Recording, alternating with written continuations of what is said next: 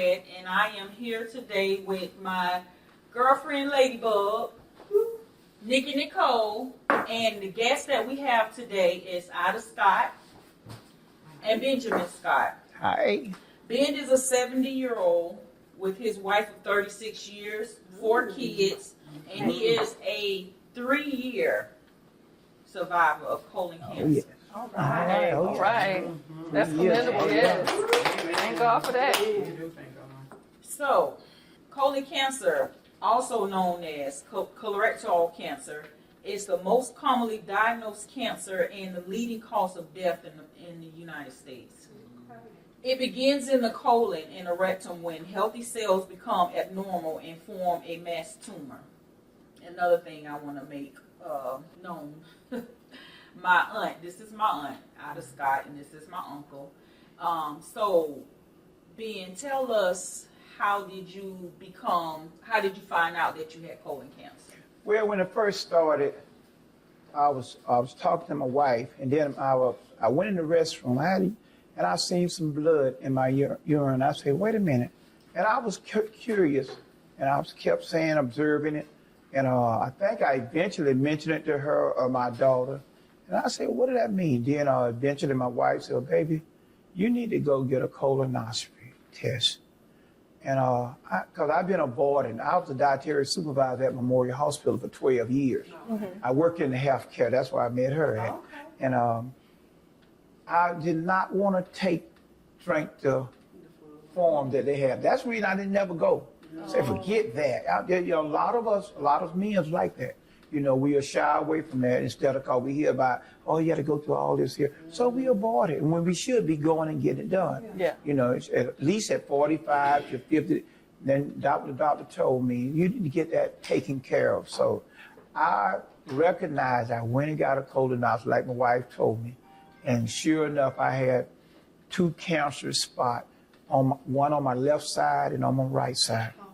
So that was diagnosed, Mm-hmm. And the doctor told me, he said, well, Benjamin, what I learned through that trial with him, he said, well, Benjamin, I saw those 2, we did the MRI. He said, but what a lot of times the doctor don't tell you is that when they go inside, you subtly find other things. Yeah. He said, just because we saw those 2 spots, that didn't mean that there was nothing else problem inside. Mm-hmm. So I'm letting you know in advance. And I'm like, okay, I didn't think of it like that. So the doctor shared that with me, and when he went in, they did a robotic first. They went in, robotic, removed the left side. So he had to cut me for about 3 or 4, about 2 inches down and get over and get the second part out. Mm-hmm. And I lost 70% of my colon. And that was a lot to me.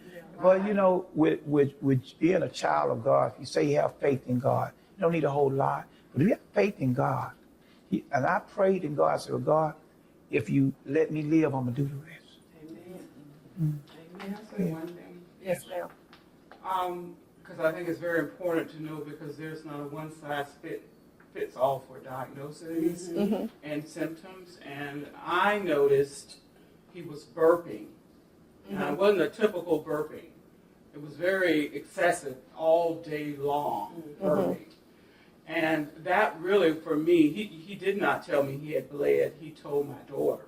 Okay. I found out later, because many people don't realize sometimes that could be a hemorrhoids or it could be cancerous. Mm-hmm. And so I find with me, and they just, not all, but they don't really look or listen to the body or the symptoms, or make you aware. And that's the case.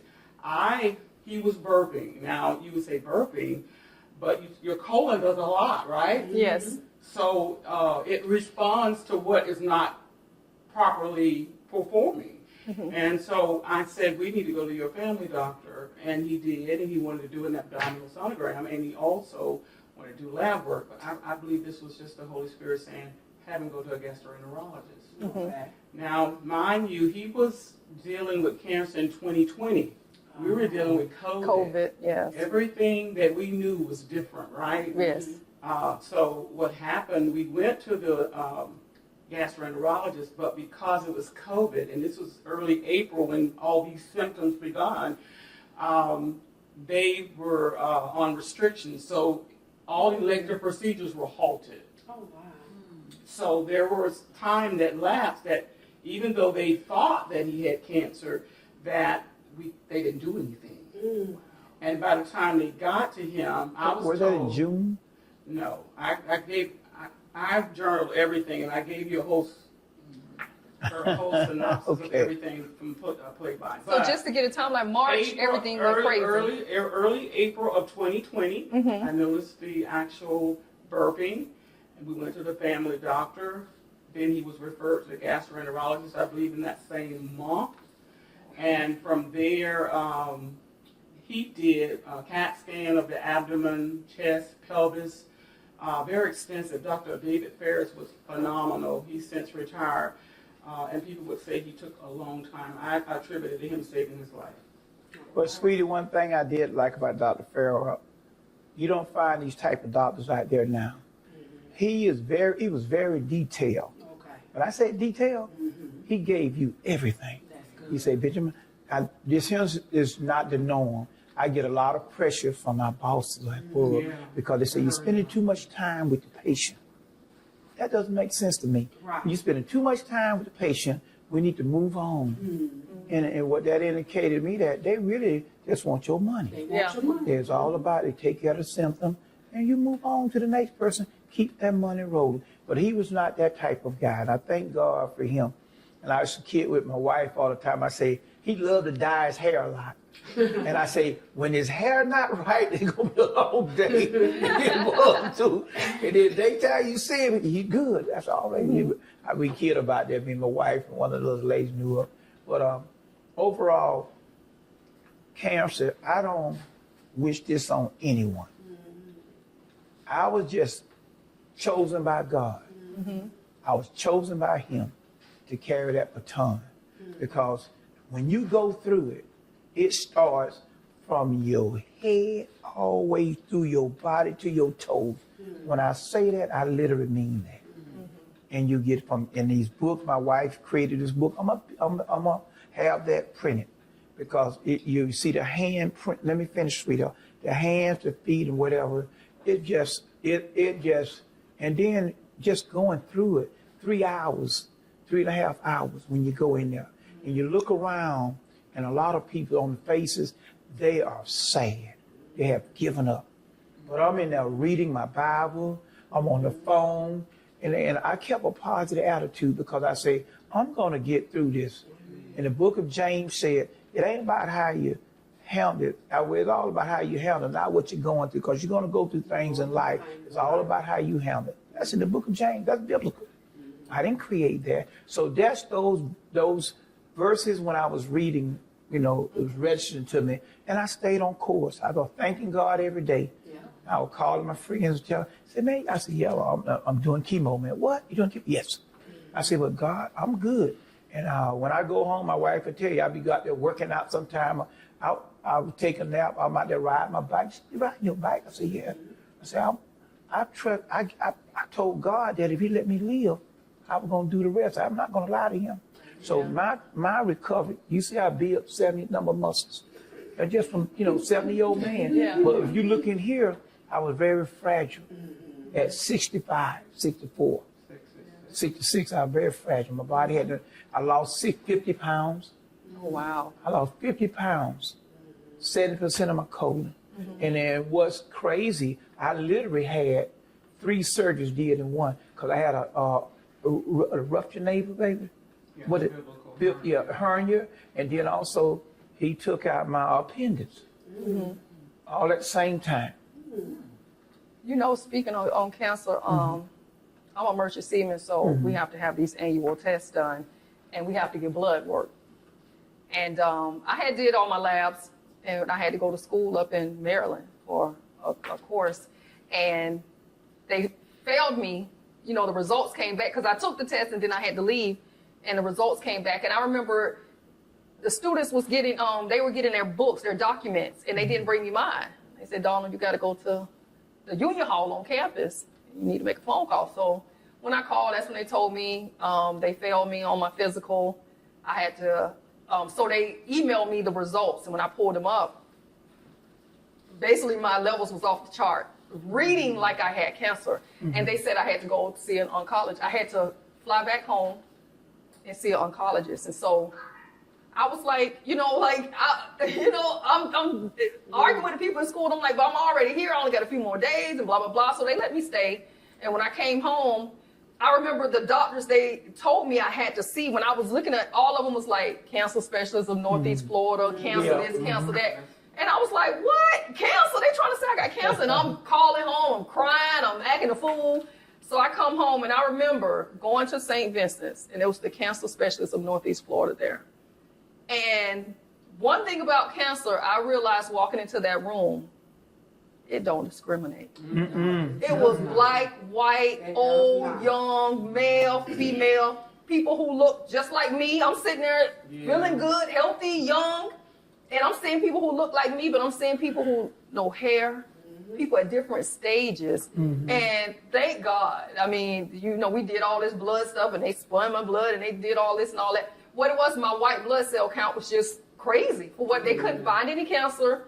It was crazy. I ended up fighting, and the doctors wrote me off, and I was able to get back to work. And then 2 years later, same thing again. They said I couldn't sell. But so we don't know why it bounces all around. So that is something I'm glad annually I do have to have that physical and blood work so we can track it, because they never did tell me why my white blood cell count will spike like that. But I was at the cancer place and I saw, even though I wasn't a cancer patient, we didn't know. I didn't know what my future brought. I didn't know what was going to come about me being in there, giving that blood and stuff. But it was very humbling being in there with those people and seeing that it don't care. Cancer does not care. And your outcome was good because you followed through. Yes. But think about the people who don't follow through. Yes. Think about the people who have those signs. And also, I don't want to say every doctor is not an advocate. You have to be your own advocate, right? Yes. I've learned that the very hard way. You have to be your own advocate. You have to know your body.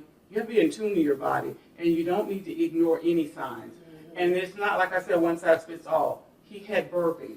That's unusual. I don't think I've ever heard anyone say, oh, I had burping and I ended up having colon cancer.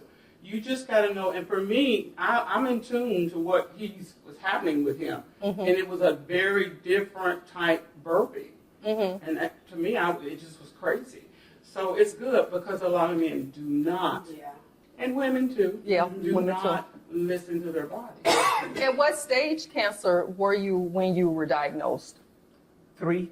Stage 3. I was at stage 3, and I recall, like, what a man, I'm okay, cause see, when he diagnosed me, what I did, being a crazy Marine like I was, military guy, I said, okay, I know what I'm doing. I'm start working out.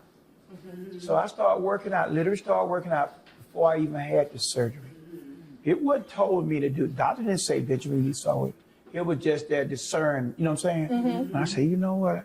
Okay, let me get the Marine in there again. I started pumping it, I started putting it in. But thank God I did that. Because once I lost the weight to 50 pounds, my body still was tight or strong, but I just lost the weight. And when my kids and all would come over and ask, you gonna be okay? I said, man, I'm good. I got this. I'm all right. They said, Benjamin, Dad, you gonna be? I said, this is what used to make this funny. And when I beat it, here's my grandkids. Granddad, wait a minute. The guy that played Black Panther, he died from it. And you live. Dad, you're a bad man. All right. I say that was God. Yeah. Don't put it. I was just doing the work he told me to do. Yes. It was God had those angels covering me. That was a covering over me. And I use that testimony all the time. There's a covering. He's still using me. There's work. I'm a deacon in my church for 26 years, but I do most of my work outside of the church. That's right. See, people think when you go to church, no. I bring people to the church. It's for the pastor to give them that word and feed them. Ain't my job to keep them there. I get you there. So I do all the work out here all the time because I'm an Uber driver. I do daily. I done made 10,000 trips. And guess what? In that 10,000 trips, 9,098. They heard the word in some type of way. So you still had work to do. Yeah, You still I had kid, work Still to have do. work to do. I kid you not. I'm telling you, this thing is biblical with me. It's not just, you see, I went through that and I use that as a testimony. What God can do in spite of what people might say. Yes. Yeah. And that is good that you use a negative experience and you turn it into a positive experience. Because Right. sometimes when people come out of cancer, they are a different person, and they are a different person in a negative way. Because when you beat cancer sometimes it does eat your spirit and it eats your soul away. So it's still, and some people allow cancer to eat their joy, to take their happiness.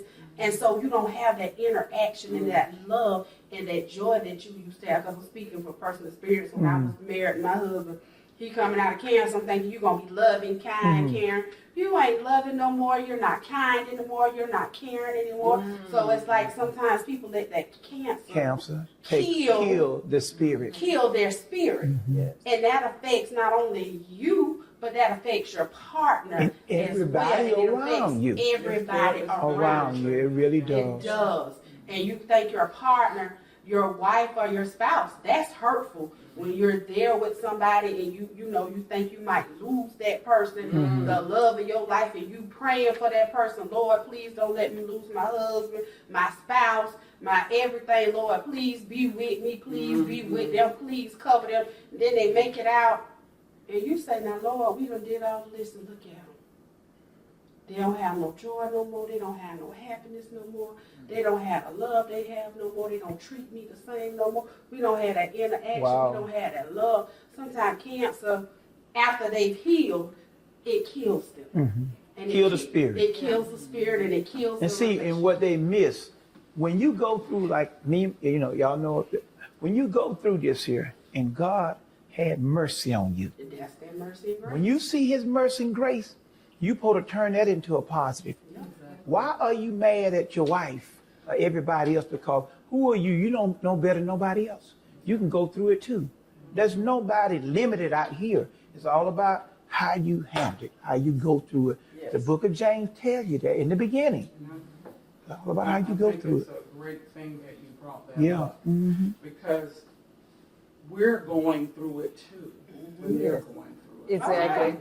And I didn't have that experience because when the doctor told me he was stage 3, my first thought was, how am I going to tell him? All right. So, and when I went in the room, he looked at me with a smile just like that and said, give me a high five. We got this. So that put me at ease, and it helped me a lot because when you sit down for the actual initial evaluation for chemotherapy, you had a round table like this with a nurse who's giving you all these sheets of paper saying, this is that, you're going to have chemo, these are all the drugs included in chemo, these are all the side effects. Now, they're not telling you how to offset those side effects. They're just telling you what they're going to be. And so I was all worked up after that. He was okay with, the diagnosis, but I'm like, oh my God, what to expect when you come home after that first chemotherapy. This man came home bouncing off the walls. He cooks all the time, he shops. And I'm thinking to myself, I gotta cook now. I gotta shop now. Yeah. We get our own little system. I clean, and he, did that. And he came and said, what do you want for lunch or dinner? I'm like, what do you mean? He said, I'm cooking. I'm like, he cooked. He continued to cook. He continued to exercise. He had a positive. This right here will Teach you a way, make you or break you. this could be your demise. Yes. You are not strong. Yes. Strong in I faith. agree. You know what I'm saying? You cannot do this, the journey he did without God. You cannot. So he beat cancer. Cancer didn't beat him. Right. And that's Right. that's the end He result where everybody never- wants to have. And he had a conqueror Positive. mentality. He Yeah. had the conqueror mentality. Positive. He had All the that faith time. of a mustard seed. And if you Yeah. have that faith of a mustard seed, you can move mountains. My favorite scripture is Philippians 4:13. It says, I can do through all things through Christ, Christ who which strengthens strengthens me. You can do all things. You can move mountains. You can beat cancer. Amen. You can conquer and defeat anything. If you put your mind to it, you have faith and you believe. Because cancer, with this colon cancer, there's so many symptoms and it affects men and women and African American Yes. people in so many different ways. And people are losing their lives every single day because of colon cancer. And this is a true testimony of survival, of faith, of taking a negative and turning it positive. Because stage 3 is almost the highest level. One more level. One more level, 4, One yeah. more level, you was at Yeah, stage 4. you And sometimes know. when you hit stage 4, they tell you it's like The a amount of time. 70 or Amount of 80% time of you survival surviving. rate. You might not make it. And who wants to hear that? You know, that's hard when somebody tells you your survival rate. And then you have to look at them and say, well, let me tell you, I got a partner. His survival rate is 100%. So all I got to do is say I have a little faith and I believe and I pray to him. I'm going to show you my survival rate. So all you got to do is trust, believe in God, and God going to work it out. Speaking of survival rates, let me just read this real quick. It says stage 3 CRC, which colorectal cancer, though it's more advanced than earlier stages of cancer, it is curable. Treatment is usually involves a surgical removal of the tumor and the lymph nodes, followed by months of chemotherapy. Radiation may also be used. About 36% of new CRC cases and discoveries at this stage has a 73.7% 5-year survival rate. So that's pretty high. If you are detected and start your treatment and cure early enough, that's the thing. That was the focus on bringing this show to light, is you have to go to the doctor and get checked out. You cannot ignore these signs. Your body, most of us, I'm going to just say for our viewing audience, I know you guys are a little bit older, but most of us have been in our bodies, we're going to say 30 plus years. You know what your body is capable of doing. You know what it normally do.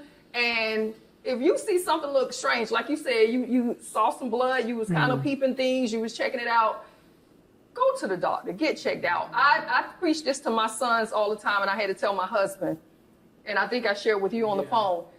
Go to the doctor and let one doctor look at you. I know men hate the rubber glove. They hate the men going in. But you Go gotta to the do doctor. Let one doctor check you out and may catch something early enough to where you can get a pill or something. And maybe some slight changes can change something for you, dietary or whatever.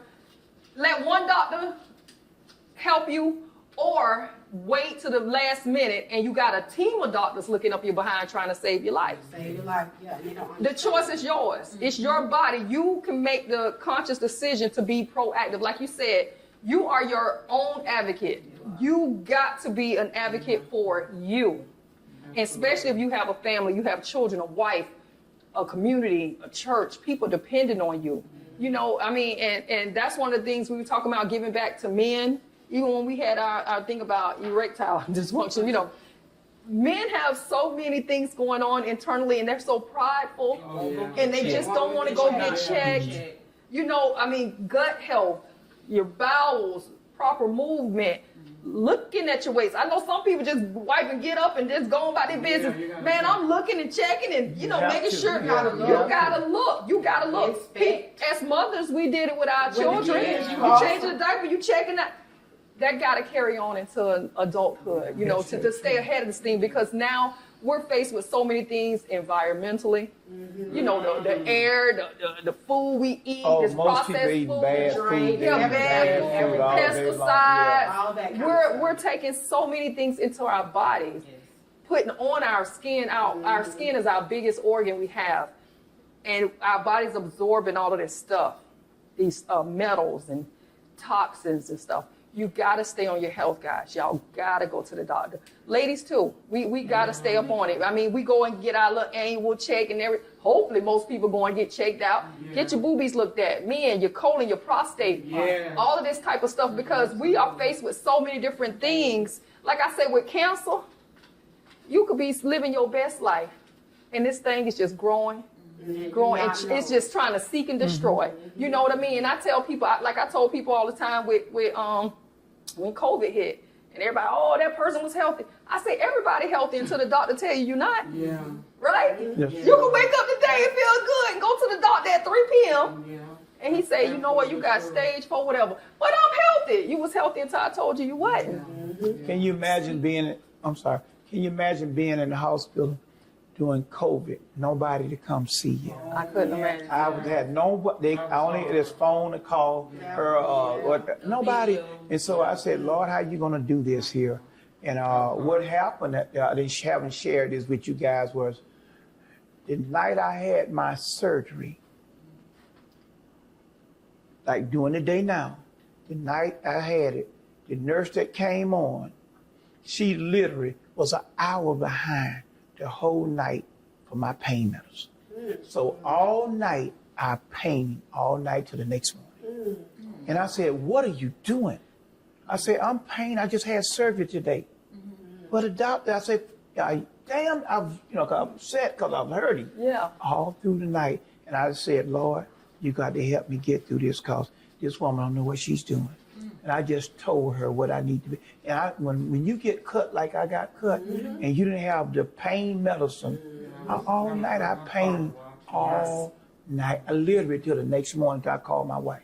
And you don't have anybody there to advocate. Nobody you there. Can't get up. You don't. Hey, baby, go see the nurse. You don't have nobody there for you. People treat you differently when they know there's nobody there for you. Speaking on learning your body, I remember I was taking a shower, getting ready to go to work that night. I worked at the hospital, 12-hour shift, 7 on, 7 off. And I was in the mirror, and something say, do a breast check. And I did, and I found a lump. I found a lump on this side. So when I went in, I told one of my coworkers, which was a pharmacist. She took me in the bathroom. I say, look, because I want to make sure I'm touching what I think I'm touching. So she said, yeah, you do. So going into getting my mammogram and everything done, I had to have a removal. It was tested. I was good. But when they tested the other one, I have a tattoo on my back. It's in Chinese. It means Libra. The ink from the tattoo made a pocket behind this breast. Wow. So it was a pocket of red ink. My body, I have like 9 tattoos. My body reacts to red ink, and I never knew this. Wow. If my tattoos get irritated, the lining of my tattoo stands straight out my skin. You can see every line, and you can touch it and everything. I have a reaction to red ink. So it had set in here. So when I had my surgery, I was cut on both breasts. This was around, and this was from here. Oh, Lord, did that. Yes. So, My God. with that, I was thankful. With you going through what you went through with him, we also in our family had double jeopardy. We lost my grandmother to breast cancer. So both of them had cancer. My grandmother passed away 2019, and all girls. Her and my mom and my other 3 aunts, we went through it. That was We rough. went through Yeah. it. That was rough, and people ask me, like, I didn't have time to even fully grieve my mom because my mother died in September 18th of 2019, and then he was diagnosed in June of 2020. Yeah. She had, when she was diagnosed, the cancer had already metastasized. Stage 4, her breast. Oh, wow. Her breast. So, yeah. And then I had a thing I was diagnosed with in June also. So we had a series of things going on. But as women, we just keep going. Yeah. We do. Yeah. Yeah. We don't stop. We just have that Yeah. We turn get up around. and go thing. We just got to do it, and I don't know what kind of time you got. I think this is so important to let the viewers know, and not to scare anyone, but cancer does a number on your body, any kind of cancer. But I can speak on the colon cancer because I witnessed my husband with his weight loss. I have been there, but I won't pull him out. His hands discolored. They were black.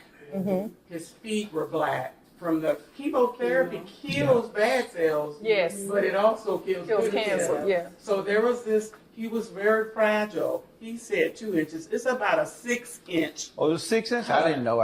Yeah, I know. Yes. I called it 2 And because he told us the colorectal surgeon said, we're going to try to do it robotically because it's less invasive. But when he got in, he would remove one of them, Y'all can see it. I but don't the mind other y'all one ladies was looking at stuck in his pelvic area. The other one was stuck, so they had to cut him because Okay. they couldn't get the second tumor out. Okay. So yeah, there are a lot of changes that go on, but also being your advocate, my daughter and I, we research everything because you hear the horror stories about the mouth sores, right? You hear that. So what we did, because they're not going to tell you this, they're just going to tell you your whole regimen of chemo. Yes. So we thought, I hear people say mouth sores. I said, honey, don't use any mouthwash with alcohol. You're going to use Biotin, something that to keep his mouth moist. My daughter, who hired a dietitian who specialized in oncology. Now, mind you, the cancer center has their own. Yeah, I had two. And we sat with her, not to knock any of them, but that one-size-fit-all thing, It's not her right. prescription was, if you can't eat, do this and do that. The lady my daughter hired was on holistic stuff. Yes. She gave us a series of supplements to buy, and we bought every last one. This is to protect his heart. This is to get the metallic taste out of his mouth or body. People don't tell you about that. Yes. You hear about them experiencing that, but they don't tell you how to offset it, right? Okay. So we did everything, and him, I tell you what, he was never. Now he was nauseated a couple of times. He was never that person laid up, throwing up. He was not that person. He never complained. Now I'm not going to say that he didn't get bothered by it. He never let me see that, and I remember vividly when you rang the bell, because I can remember this vividly. When he rang the bell, he let out this, like, it's done. You know what I'm picking up just hearing your story and how y'all talking about your daughter hired. Well, my daughter, you gotta be have a support But you know what? That's what I was about to say. Your whole, we it got sounds like in. y'all whole family Everybody got involved. suited up and went to war. We did. Y'all suited up and y'all went to war. Yeah. That is so Yeah. beautiful. Yeah. That is so you have beautiful. to do it. You I have feel to. like in instances like this, you need a medical team and you need a medical support. Because my mom had breast cancer, and my mama had breast cancer twice. So we had to be there. I had to be there for her with her surgery. I had to be there to drain the tubes. I had to be there to change the dressing. That's I had rough. to be there to see it, and it was an initial shock to see just like it's all your chest is really it's gone. It's stressful. It's so It's stressful. really It's very gone. stressful. We're gonna go into some symptoms. Oh yeah, we need to go to the Changes in your bowel habits. Mm-hmm. Blood in your bowels, light, dark red. Stomach pain, bloated. Blood from your rectum. Incomplete emptiness when going to the restroom. Things that you may need to look into. And women. And women women. too. Yeah, Yeah. because colon cancer is women too. Yeah. You're not going to find anywhere, I won't say anywhere, where you don't see burping, do you? No. I mean, it's just. Well, so, you But know, I think that he was got just past the bleeding. He yeah, didn't that tell was me that's till my another daughter. symptom that they haven't diagnosed, but it's Yeah. there. It's And I just want to let you, it's a 590 new cases of colon cancer. There are 54,210 men, 52,380 cases of women. Women. So women get Just as much, yes. And Yes. then for rectal cancer, it's 46,220, 27,330 cases in men, 18,890 in women. So women are Still high. high Yeah. as far as rectal cancer, colon cancer, and rectal cancer. So women, we got to look at colon cancer and rectal cancer. Can I share this with you guys? Yesterday, I was down in St. Mary's, a lot of the retired men in the church. And we was all sitting down having lunch. One of my brothers, one of our deacons, he lived in St. Mary's, so we went down and break bread with him. Very beautiful place down there. I didn't know it that nice. We was sitting around a table like this here. And out of all the brothers in there, we had quite a few of them that had colon cancer. And quite a few of them had colon cancer. And it was ironic that as we were speaking around this table, brother had it there. He even had one of his breasts taken out. Oh, wow. He said he lost about 7 inches of his colon. I remember getting sick because it's his wife's graduated with my wife. But they don't You know, share. A lot of men don't. yeah, but we shared around there yesterday, and it was just then another brother. He had cancer, and we got one of our pastors. They dealing with stuff. Everybody that's sharing. He said, "Yeah, man, y'all got to pray for me." And I said, "Well, you just gonna have to just first trust God." And said, "We all will pray for you, but you got to trust in God yourself. You got to let Him know." So it was just we had about 4 or 5 of them, and they had stages of colon cancer. And it's I was amazing like, that wow. they share that because, but you know what? Speaking of what Spicy said, when she said she felt the lump and then she went to work and she had the lady to check her. Yeah. See, women, we do that. Yeah, we But do. men are suffer in silence. Yeah. Men are suffer in won't silence. say. So the fact that you and the brothers, He said, Got together, he y'all- said, I y'all lost, talked about I had this to take big. this off. I like, wow. He said, yeah. And then besides the colon, they go and take it off. I said, wow, that's the first time I met a brother that, you know, it's Because men can get it too. it's subjected to that type of stuff. So we have, even as a veteran, I tell all the veterans out here, go to the doctor. I'm a Marine, a military guy. All you brothers, please go and get your bodies checked. Don't take it for granted and ignore the fight because it can happen to you just like it happened to me. right. So I'm speaking to the men out here. that's right. Well, we in the process of closing this out. We enjoy having you guys here today and Very just good. telling your story. Ladybug. I want to thank you of your story of just true love, because first of all, it's love, trusting God, and a loving marriage and a loving, lasting relationship of the test of time and the endurance of true love, because sometimes marriages and relationships can't take hardships like this. So this is a true testimony of love, faith, and marriage. So Oh, we yeah. thank you for that. And I just want to say, you know, I had a list of certain stars that did pass away from colon cancer. And like you mentioned earlier, what your grandkids said, Chadwick Boseman, the Black Yeah, Panther, first thing he passed, you know, and it just wasn't in the cards for him. That wasn't God's plan. But you had more work to do. Maybe his work was done. Yeah, his work you was have probably more work completed. to do, and we're glad that you're here. Yeah. And we're glad that you and your lovely wife came to share y'all story with us. And to all the fellas out there, again, we will reiterate, please go get yourself checked out. If something is funny, get yourself checked out. Matter of fact, it ain't even got to be funny. Go have your annual physical done. If you got insurance, utilize that insurance and go get checked out. Men and women, go Every check- year. go You should be get going yourself. to get checked every year. Even if they go in the hole, don't have no showing. Let's go anyway. Yeah. Somebody gonna take care of Yeah, it. if your brother and your family, Yeah, you're at somebody higher take risk. care of it. Colonoscopies, prostate exam, all of that stuff, get checked out. Let the doctor tell you that you're okay. Don't take it into yourself and say that you're okay, because once again, like I said, you never know that you're sick until the doctor tell you I are. like Yeah, that. and the life you save may be your very own. Amen. Yes. Amen. Amen. Thank you, and we're out. We're out of here. These All are right. the Peace round out. table. Peace out. Bye. Bye. See y'all Marines. See y'all military folks. Bye.